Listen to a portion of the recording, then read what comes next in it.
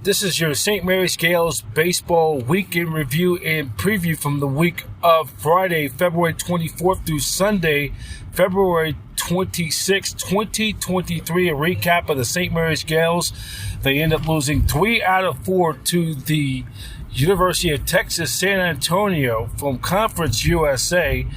The Gaels won the first game 1-0 by the strong outing of junior redshirt from Utah, Derek Equinito, 7 1/3 innings, giving up 4 hits, no earned runs. He ended up walking none. He had over a half dozen strikeouts with 9 Ks in the contest, but then the Gaels fall 8-7 in games 2 and 3 of a twin bill. They were swept 11-8 and 9-4 in game 3. They lose 4-2 in the fourth and final game of the series. Gaels fall to 2-7, have lost 7 of their first 9 games to start the season. And the team average right now, the offense is struggling a bit, 242 team batting average. And so, Greg, let's just recap the weekend series down in the Southwest, in the Alamo. Yeah, we get that first one, and then we don't really pitch on Saturday. We got a couple guys out, and doesn't help there. But I thought the offense swung it good all weekend. We hit a lot of balls hard, and I think the offense really did a nice job. I think 7 home runs on the weekend, and moved the ball around the field and got some big swings off. What's the status on the pitching right now? Who's going to be out? Won't be available till the next time around, or when they're able to be available? Well, there's a couple guys: Plata, Sanders, Torek, Spalero, Reitz. I'm forgetting one, but that group won't pitch this weekend. Okay, and then looks like you go back to Esposito for game 1, and then game 2, 3, 4. That's up in the air, I guess. Yeah, Wiltsey will throw game 2 on Saturday, and then Sunday probably be Jack Snook. Okay, and so you guys, and then also let's just give you a preview of Central Michigan. They're from the Mid-American Conference. They're 4-3 so far. Just tell us more about the Central Michigan. They're a good team, good athletes on the field, and they've got some guys that can run it out of the park. But I really like the versatility of their offense. They can do a lot, steal bases, they can bunt, and it's just a solid team, well coached. I guess this team is based out of, I think, in Central Michigan. I don't know if they're near Detroit or anywhere near there, but this is the team for the MAC Conference, they call it. Yeah, they're a good group, good team. I know I talked to their coach today, so they've got some snow on the ground, so they're indoors today, but they'll get out here Thursday, and then we'll head out to Lathrop.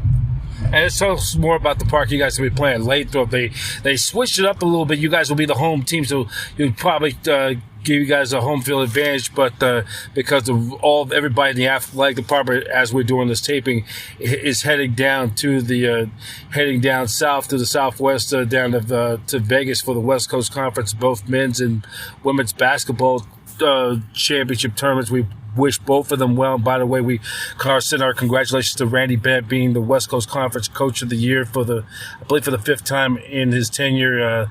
They were regular conference co-champions for the regular season with Gonzaga. They got the #1 seed, and we wish them well. We'll look like we'll be seeing the men's hoops will be hopefully make a deep run to March Madness. But the point is the whole athletic department, game day staff and crew is down in Vegas right now. Yeah, we'll play at a neutral site. Islander Field's a great place. Don Johns runs it, and he does an outstanding job. So we're excited to get out there. It's nice to be in the Central Valley. Yeah, so you guys are going to be busting back and forth. Yep. Okay, and then there was some progress with the ballpark as well. We get some of the stakes up right now, and just give us a full update on that. The stands are coming. You can see the metal being put up. There's some posts and some pillars. It's going to look really nice once that's done.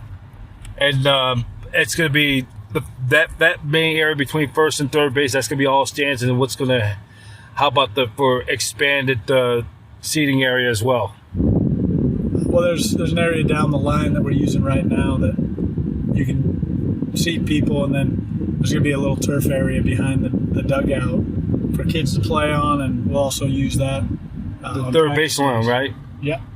Just like, and then Caddy Ottie's quarter is going to be still same thing for the visiting team, but this will be mostly for our fans. Yeah. Yeah, it's going to be a nice setup. The bleachers will be nice. They should be in the next couple of weeks. Okay, so it'll be like the flip seats. Then they have the general admission. Okay, I got you. You have both. Yeah, you have some bench seating, and then you'll have the chair backs as well. Okay, and then also any future possibly to have expanded seats out of the outfield, or they're going to have lights or something down the road? I think lights are in the conversation. That'd be a great thing for us and for this community because so many kids in the area. I think it really helps, and then because there have been a lot of people saying, "Oh, they would never work to have lights because you got neighbors," and you guys have been doing some persuading, trying to convince them that, you know. Yeah, the lights now are so good that there's not a lot of spillage. So you can put those lights up, and the surrounding neighbors don't necessarily get the bleeding of light in their homes. Right. Because I used to live right near Candlestick Park as a kid in the mid 80s, from late 84 to like around middle of 80, back in 86. After a Giants or night 49ers or Niners are playing a Monday night game, or it was a Sunday afternoon game ending where the cleanup crew is there. You can see the lights at night, or even after a Giants game, the lights will not interfere with their you know. Yeah, they're much better now. I know those old lights, you can see them from miles around. These new ones, they're so focused, and the way they brim them, you don't get a lot of that excess light that gets into the community.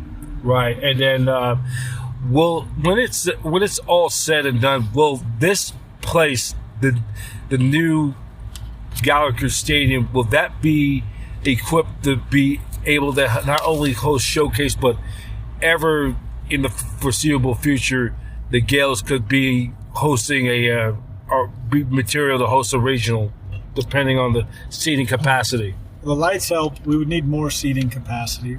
This current setup wouldn't have enough to host. I think you need 1,500 seats. 1,500 is the minimum requirement for those who are listening of this podcast at home, who are just casual college baseball fans, that you have to have the 1,500 minimum to get there, because they can expand. They can, for postseason play, they can add seats, right? They can expand. Oh yeah, you can put in temporary seats down the line.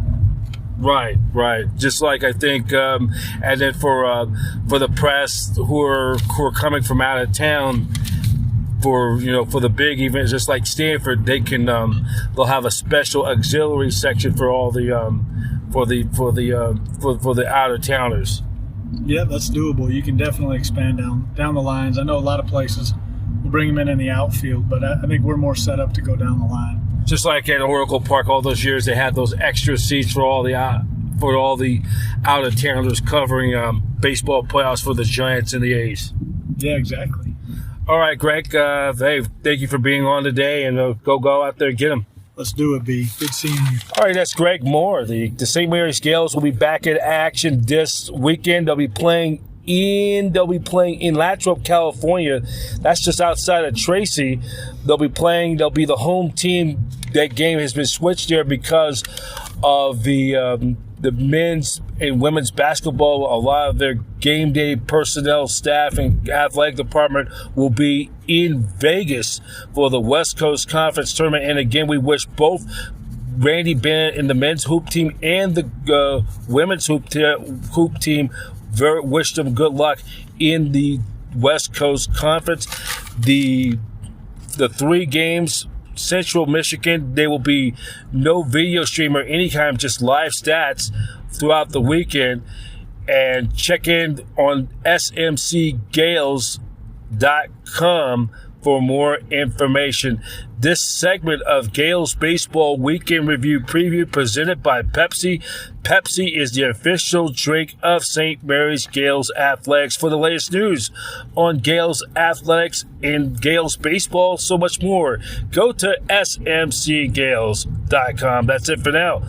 Brian Professor B. Davis for your St. Mary's Gaels Baseball Weekend Review and Preview on the SMC Plus Audio Cast. St. Mary's Gaels is an association with Satellite Digital Media News Network in conjunction with Professor B Media, where every team has a fan and every fan has a voice. The network home of champions.